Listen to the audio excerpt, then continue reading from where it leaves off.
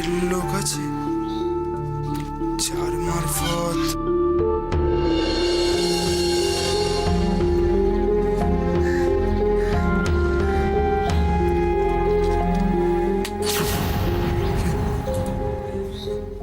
ভূত। ভুল করলি, পেতনি হবে। আচ্ছা বেশ তাই, কিন্তু তুই আমাকে বলতো, তুই এখানে একা একা ভূতের মতো দাঁড়িয়ে কি করছিস? কিছুই না, এই এমনি দাঁড়িয়ে আছি। এমনি এমনি তো হতে পারে না। বুঝতে পেরেছি, তুই দিনে দিনে না শার্লক হোমস হয়ে উঠছিস। এই যে উজ্জ্বল যে এত বড় একটা কাণ্ড করলো, সেটা নিয়ে তুই কোনো রহস্যের গন্ধ খুঁজে বেড়াচ্ছিস। কি রে, ঠিক বলেছি কিনা বল? একদম তাই। আদি, তুই না সত্যি একটা অদ্ভুত।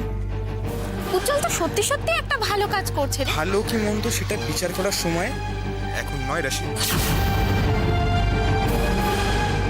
তার মানে আমি তোকে ভাবতাম তুই একটা ইন্টেলিজেন্ট মেয়ে, কিন্তু তুই বুঝতে পারছিস না, ফুলের বরকে পুলিশ ধরতে ফেল করল, কিন্তু উজ্জ্বল কত সহজেই ধরে ফেলবে।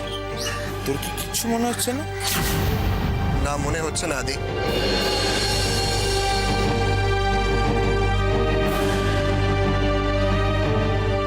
চেষ্টা করলে কোনো কিছুই অসম্ভব নয় আদি, আর প্রত্যেকটা চেষ্টার পেছনে একটা করে জেদ কাজ করে, আর আমার মনের ভেতর এখন সেই জেদটাই কাজ করছে। তুমি জানো যে ফুল আমার বোনের মতন, আর আমি প্রতিজ্ঞা করেছিলাম যে যে লোক ফুলের দিকে হাত বাড়িয়েছে আমি সেই হাত এনে ফুলের কাছ থেকে ক্ষমা চাইবো। আমি কিন্তু সেটা করেছি। রাশি, কোথায় রে? চল, বাড়ি ফিরতে হবে তো নাকি? চলো। তুমিও চলো, আজকে আমাদের বাড়িতে তোমার নেমন্তন্ন। আর আদি? সে কি, আদিকে আবার বলতে হবে নাকি? আরে ও তো আমাদের ঘরের ছেলে। চল চল, দেরি করিস না, বেলা বয়ে গেল। চল, এসো এসো এসো।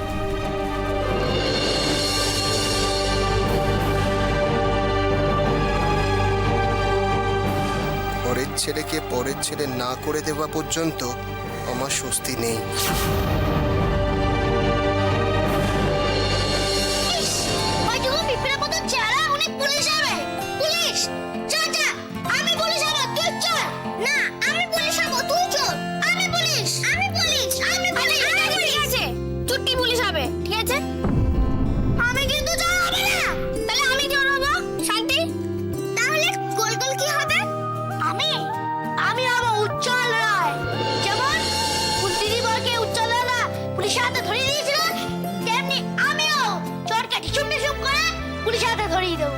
সত্যি উজ্জ্বলের সালমান খান গুন্ডাদের কি মারটাইলে মেরেছিল বল? উজ্জ্বলের কাছ থেকে আমি একটু ফাইটিং শিখে নেব। শুধু ফাইট শিখলেই হয় না, বুদ্ধিটাও খাটাতে হয়, বুঝলি? বুদ্ধি খাটাবো? পারবি না, তোর মাথায় না গোবর ছাড়া কিচ্ছু নেই।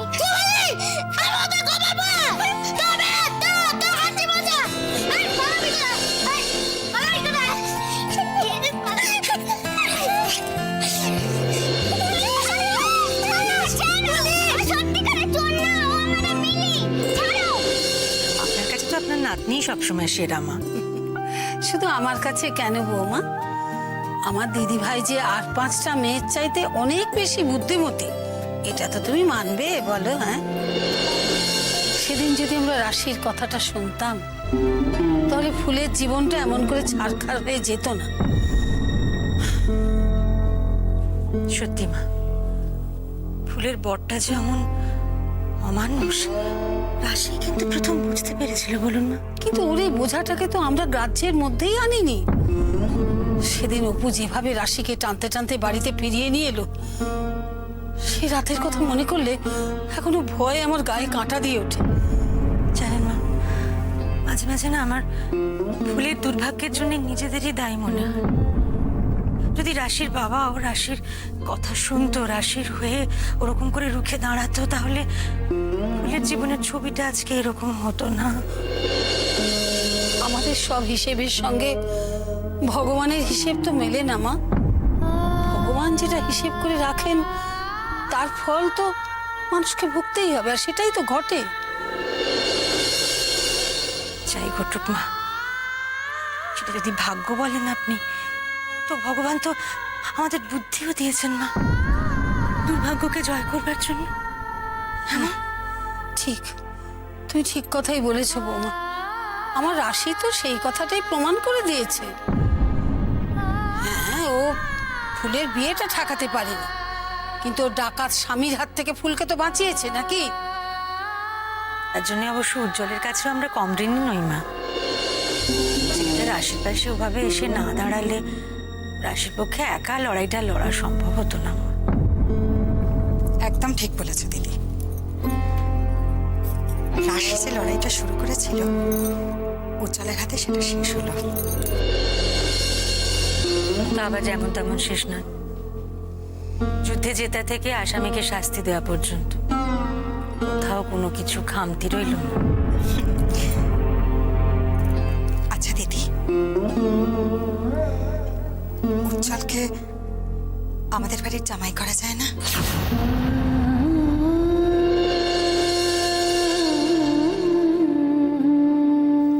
জামাই?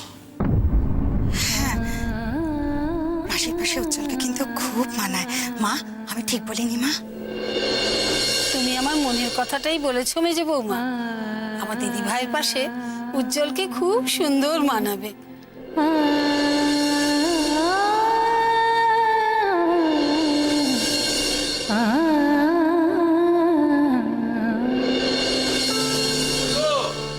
কোথায় গেলে? আরে এসো এসো এসো, আরে দেখো কাকে নিয়ে এসেছি। এতক্ষণ আমি আর মা তোমাকে নিয়ে কথা বলছিলাম। আমার খুব নিন্দে করছিলেন তাই না? বালাইশা, নিন্দে করতে যাব কেন? তুমি যে ফুলের কত বড় উপকার করলে সেই সুখ্যাতিই করছিলাম আমরা। শুধু কথা চিড়ে ভিজবে না, ভোজ খাওয়াতে হবে, ভোজ, এবং সেটা আজই। আরে নেমন্তন্নের পাটটা আমি চুকিয়ে এসেছি। দেখো কাণ্ড, এরকম হুট করে বললে নেমন্তন্নের ভোজ রান্না করা যায় নাকি? মা আজকে বাড়িতে যা আছে তাই দিয়ে খেতে হবে তো। বাস বাস, এতেই হবে। দেখুন, খাবারটা তো আর বড় ব্যাপার নয় কাকিমা। কেউ যদি অন্তর থেকে শাক ভাত খাওয়ায়, সেটাও পরমান্ন লাগে। আরে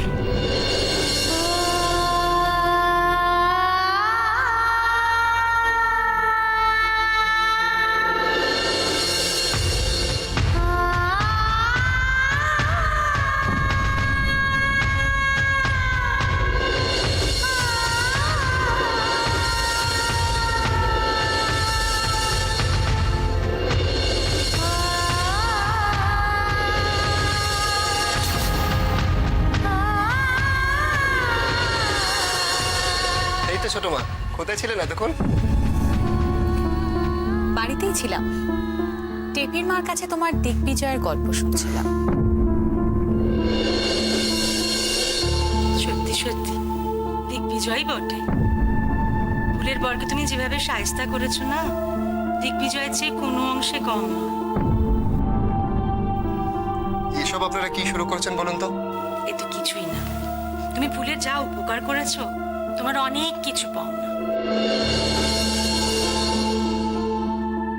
আরে রাশি, ফুলটা এখন কেমন আছে? একটু স্বস্তি পেয়েছে তো? পেয়েছে মা, খুব স্বস্তি পেয়েছে। শুধুই স্বস্তি? না গো, স্বস্তির সাথে যন্ত্রণাও আছে। সে তো থাকবেই। মন দিয়ে ঘর কন্যা করবে বলেই না মেয়েটা বিয়ে করেছিল। তো ভাবিনি ওর জীবনে এমনটা হবে। সংসারে বোধহয় এমনটাই হয় বর্দি। বিশ্বাসে ভর করে মানুষ এইভাবেই মুখ থুবড়ে পড়ে।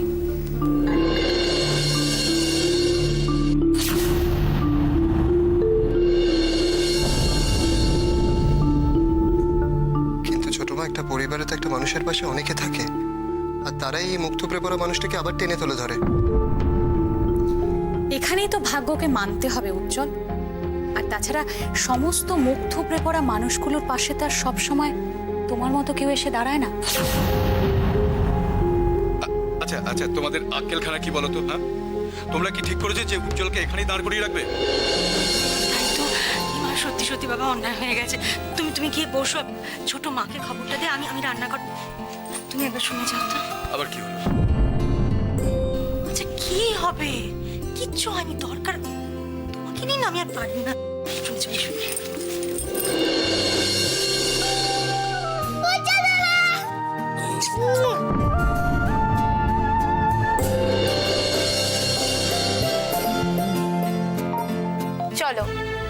এবার আমরা ভেতরে যাই।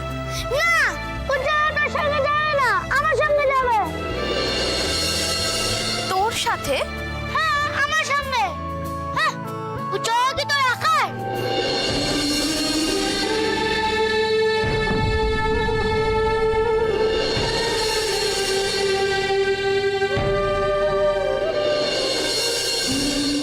চলো না, আমাকে একটু টিসুম টিসুম শিখিয়ে দেবে, চলো না। টিসুম টিসুম? হ্যাঁ হ্যাঁ, চলো চলো চলো চলো চলো চলো চলো চলো চলো চলো।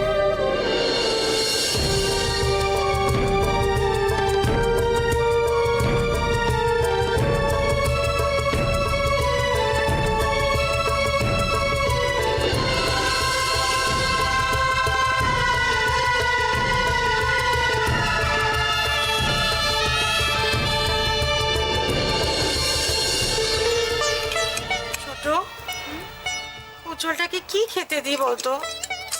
সত্যি সেই ছোলার ডাল আর মোচার ঘন্ট, এই দিয়ে কি আর উজ্জ্বলকে খেতে দেওয়া যায় বলো? বলিস।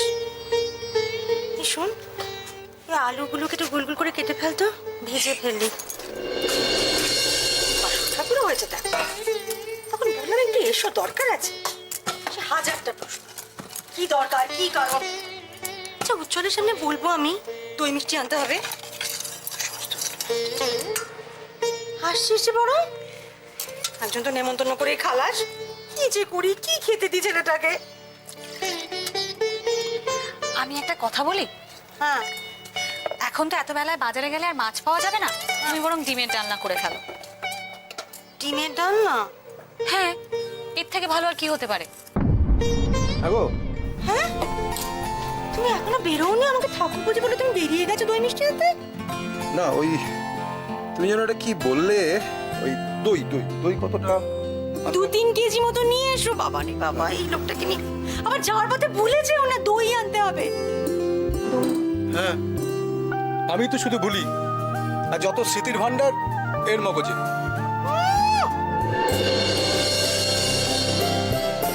কে আসিস কেন? ডিমগুলো কে সেদ্ধতে বসাবে? কি আশ্চর্য, দুপুর গড়িয়ে গেলে তারপর বসাবি? আসছে, দাঁড়িয়ে দাঁড়িয়ে এক্ষুনি বসিয়ে দিচ্ছি।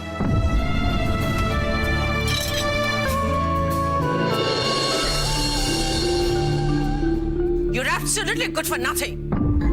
আসলে তোমাকে অজির সঙ্গে পাঠানো আমার বোকামি হয়েছিল। এই মা রিল্যাক্স, মাথা ঠান্ডা করো। বেশি রাগারাগি করলে তোমার শরীর খারাপ হবে, বিপি বাড়বে। বাই। সে তো পারবেই। কতগুলো অপদার্থ দিনের পর দিন বসে বসে শুধু স্যালারি নিয়ে গেছে। কাছে বলে দেখো,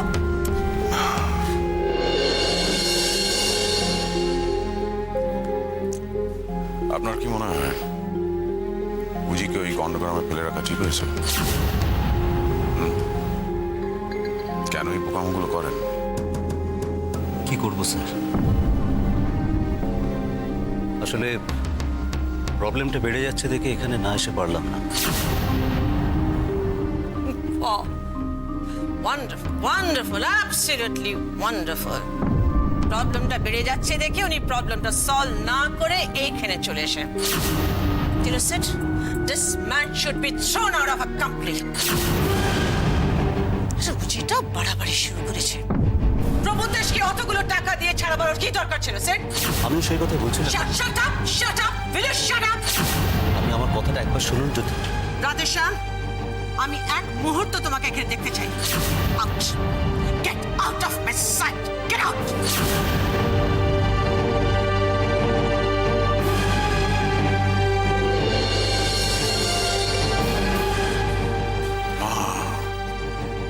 কেন মাথা গরম করছো?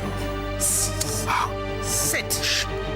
রিল্যাক্স, Just রিল্যাক্স না।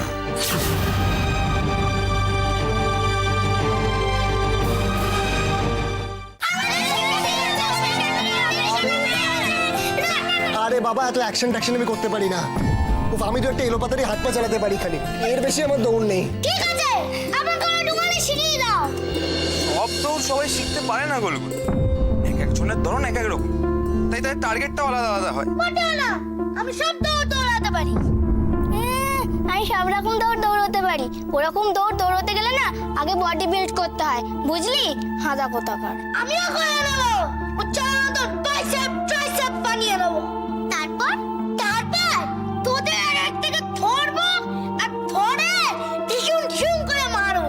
আরে আমি অকারণে রিসুম টিসুম করতে পারবো না, ওরা তো কোনো দোষই করেনি। শাস্তিটা সব সময় অন্যায়ের ওপর বিচার করে হয় না।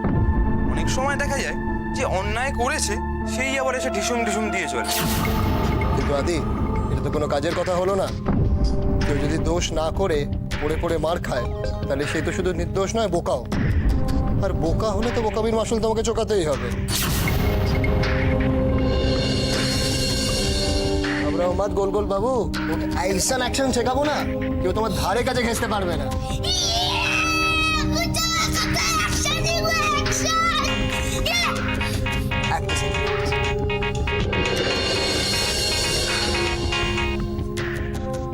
আমি একটু কথা বলে আসি, তারপরে আমরা অ্যাকশনে ক্লাসটা করবো।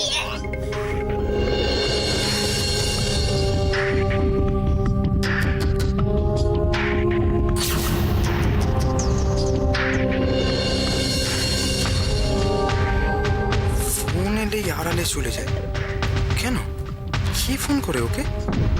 একটার পর একটা কেরামতি দেখিয়ে চলেছে উজ্জ্বল। রাশি কিন্তু এখনো জানে না আমি তোমার ব্যাগ হাতে কি পেয়েছি।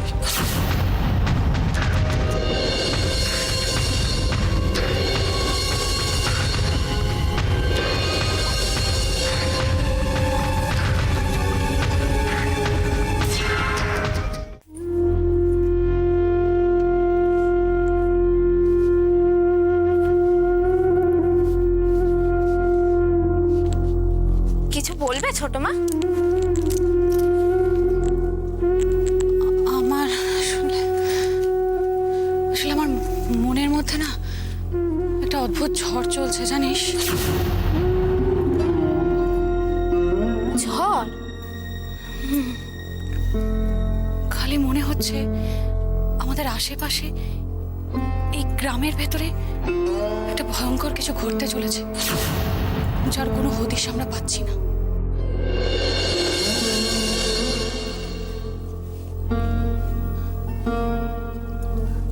ভেতরে ভেতরে না আমার ভীষণ একটা অস্থির লাগছে। খালি মনে হচ্ছে এই বুঝি কোনো ভয়ঙ্কর বিপদ আমাদের দিকে এগিয়ে এলো। কিচ্ছু হবে না ছোট মা। আর বিপদ যদি আসেই আমরা মুখোমুখি হয়ে লড়বো। ভয় পেলে হবে না তো ছোট মা? ভয় ভয় আমি পেতাম না রাশি, কিন্তু যবে থেকে তো ছোটকা আমাকে ছেড়ে চলে গেছে, তবে থেকে আমি মনে মনে ভীষণ দুর্বল হয়ে গেছি। খালি আমার মনের ভেতরে একটা অদ্ভুত আগুন জ্বলে, যার নাম আমার জানা নেই।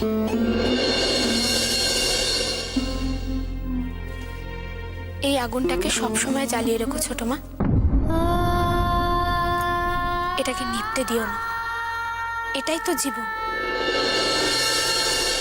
তোমার মতো আমারও অনেক সময় মনে হয় ছোটকা কি সত্যি সত্যি চিরকালের জন্য আমাদের থেকে অনেক দূরে সরে গেল। পরক্ষণে এই মনটা বলে না, কখনো না। ছোটকা আমাদের থেকে দূরে সরে যেতেই পারে না, কিছুতেই না।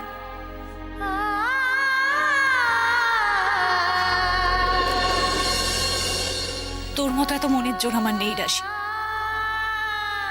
কিন্তু তবু বলছি এই জোরটার উপর ভর করে নিজের জীবনে কোনো ভুল সিদ্ধান্ত নিয়ে ফেলিস না। আমি একটা ঘর পোড়া গরু তো, তাই খুব ভয় হয়। মনে হয় আমার মতো সারাটা জীবন যেন তোকে পস্তাতে না হয়।